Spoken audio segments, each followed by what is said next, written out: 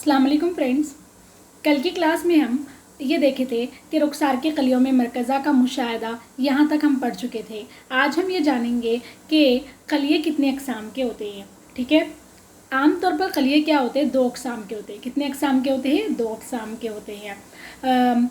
Like अगर आप बात करेंगे ऐसा कलिया जो पौधों में मौजूद होता है उसको हम क्या बोलेंगे, ऐसा कलिया जो पौधों में मौजूद होता है उसको नबाती कलिया बोलेंगे, और ऐसा कलिया जो जानवरों और इंसानों में मौजूद होता है उसको हम हैवानी कलिया बोलेंगे।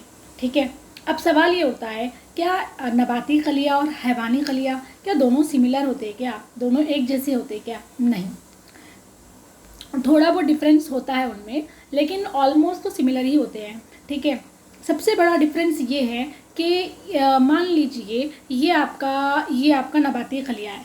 तो नबाती खलिया में ये जो सबसे आपको दिखाई दे रहा है ये कलवी क़शा, हम पढ़ चुके हैं ना, सबसे बाहर वाली जो लेयर होती है इसको कलवी क़शा बोलते हैं। ये कलवी क़शा यानी कि सेल मेम्ब्रेन नबाती खलिया और हैवानी खलिया दोनों में मौजूद होता है। लेकिन जब आप बात करते हैं कि नबाती खलिया में ये जो कलवी क़शा यानी कि सेल मेम्ब्रेन जो है, सबसे बाहरी लेयर बहुत ही ट्रांसपेरेंट होती है, यानी कि आर पार दिखाई देती हैं। जबकि ये हैवानी खलिया में, जबकि इस हैवानी खलिया में कोई भी आर पार नहीं होती हैं, बल्कि बहुत सख्त होती है। ये जो होती है ना, बहुत सख्त होती हैं। ठीक है, सेल मेम्ब्रेन, इसको हम क्या बोलेंगे, सेल मेम्ब्रेन बोलेंगे, कलवी क़शा बोलेंगे। ठीक है, नबाती कलिये में क्या होती है, कलवी क़शा बहुत ही ट्रांसपेरेंट होती है, आर पार दिखाई देती हैं।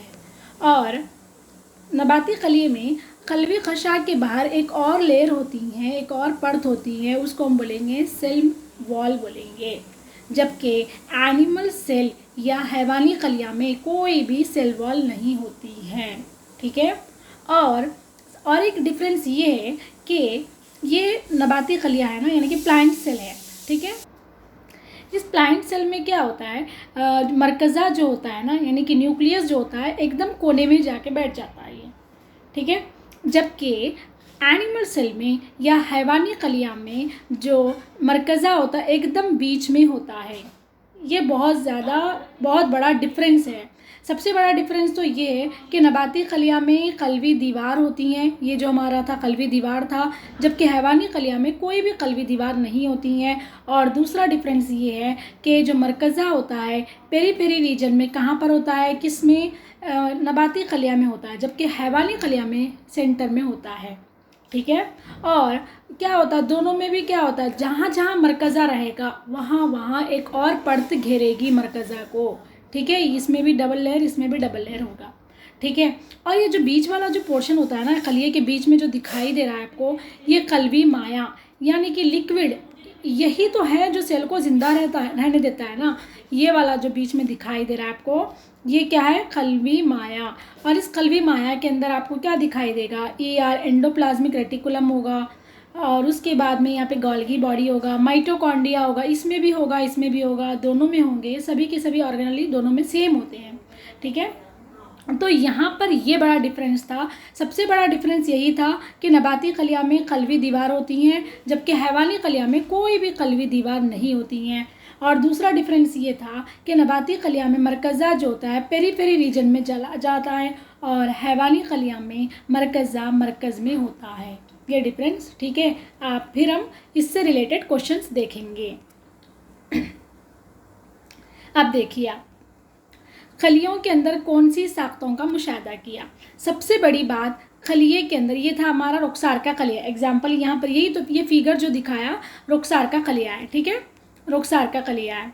अब इसके अंदर देखिए आप, कौन सी साख्त आपको दिखाई दे रही, सबसे बड़ा जो होता है बीच वाला जो मरकज़ दिखाई दे रहा ना, और ये जो खलिया माया का मतलब क्या होता है, जो भी लिक्विड पोर्शन होता है, जो भी लिक्विड पोर्शन होता है उसको हम खलिया माया बोलेंगे। ठीक है, अब उसके अलावा और क्या होता है, जब आप हायर क्लासेस में देखेंगे तब क्या होता है, आपके न्यूक्लियस के तरफ एक और लेयर होती है जो न्यूक्लियस को घेरी रहती हैं, मरकज़े को घेरी होती है, उसको मरकज़ी दीवार बोलते हैं। और कलिया माया के अंदर और भी बहुत सारे अलग अलग ऑर्गेनेलीज मौजूद होते हैं। इसमें तो नहीं दिखाई दे रहा, लेकिन जब हम इसको और बड़ा करके देखेंगे, माइक्रोस्कोप के अंदर देखेंगे, तो छोटे दानेदार माइटोकॉन्ड्रिया भी होगा, और माइटोकॉन्ड्रिया दिखाई देगा आपको, और भी क्या होगा, गोल्गी बॉडी दिखाई देंगे।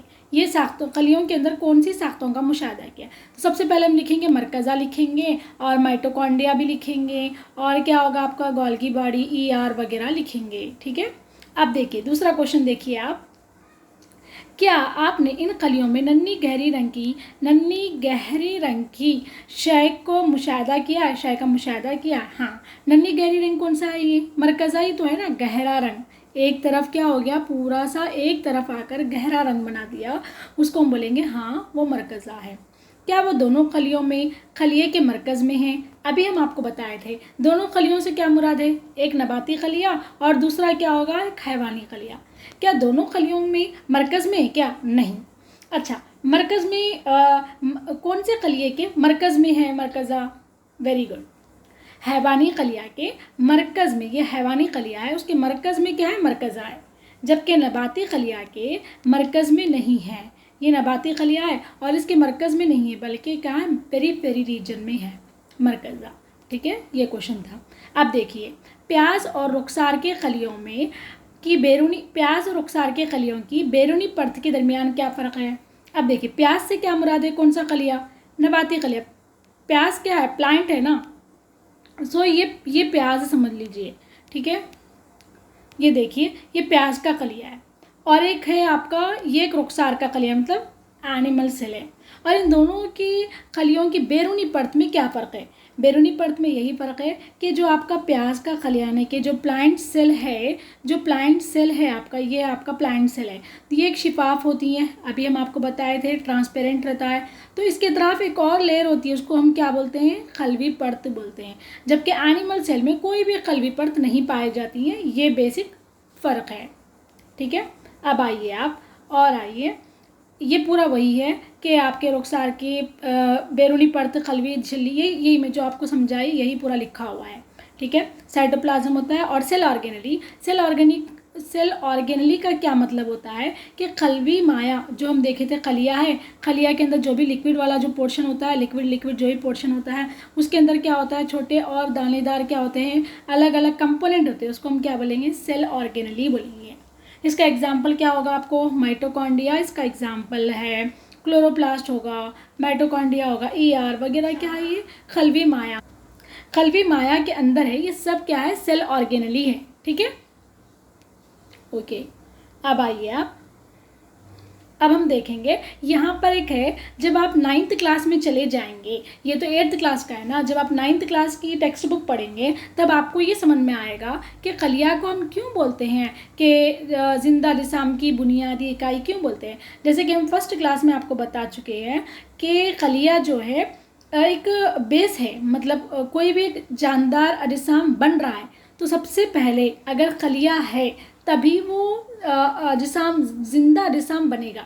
नहीं तो अगर कोई भी आप अजिसाम है और आप बोल रहे हैं वो ज़िंदा है और लेकिन उसके में सेल नहीं है, तो ये तो नामुमकिन ही हुआ ना, क्योंकि आपका बेस जो है वो खलियाई है। इसीलिए हम उसको बुनियादी और साख्ती इसीलिए बोलते हैं कि बहुत सारे खलिए मिलकर बाफ्त बनाते हैं, बाफ्त मिलकर आपको क्या बनाते हैं, कोई भी एक आर्गन अज़ू बनाते हैं ना।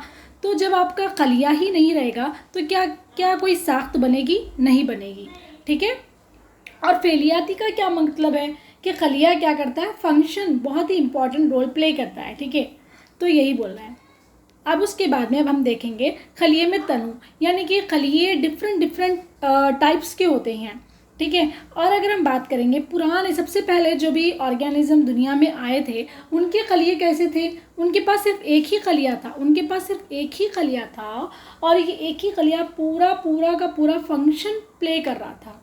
जबकि हम हैं, इंसान हैं, जानवर है, पेड़ पौधे, जो भी बड़े बड़े ऑर्गेनिज्म दिख रहे हैं आपको, इसके अलावा जितने भी कीड़े मकोड़े जो दिख रहे हैं आपको, वो सब क्या है, कसीर खलवी है। ठीक है, लेकिन जो सबसे पुराना सबसे छोटा वाला जो है, जो पानी में रहे थे, वो लोग क्या है, एक खलिया, सिंगल सेल ही पास था उनके पास। तो जो एक खलिया है उसको हम बोलेंगे एक खलवी बोलेंगे, और जिनके पास कई सारे खलिए होते हैं उसको हम क्या बोलेंगे, मल्टी सेलुलर बोलेंगे। ठीक है, यूनिसेलुलर की जो एग्जाम्पल क्या होता है आपको, अमीबा, आप एग्जाम्पल देखेंगे, अमीबा होगा, पैरामीशियम होगा, क्लाइमाइडोमोनास होगा, स्पैर वगैरह। हम इसके बारे में देखेंगे। ये जो पैरामीशियम है इनके पास सिर्फ एक ही सेल होता है और ये एक सेल पूरा का पूरा फंक्शन प्ले करता है, जबकि क्लाइमेडोमोनास ये भी पूरा का पूरा फंक्शन रोल प्ले करता है। अगर इस क्लाइमेडोमोनास को तनफ्फुस करना है, अखराज करना है या फिर कुछ भी करना है, तो वो नमो करना है, ग्रोथ करना है, तो वो एक ही सेल क्या करता है, पूरा फंक्शन प्ले करता है।